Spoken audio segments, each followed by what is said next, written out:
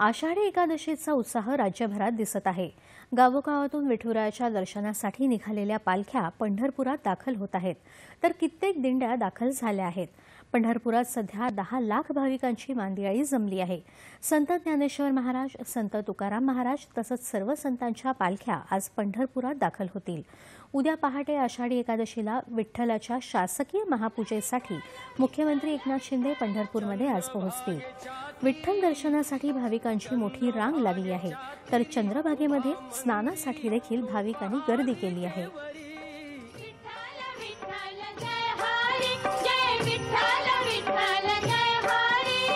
दुमदुमली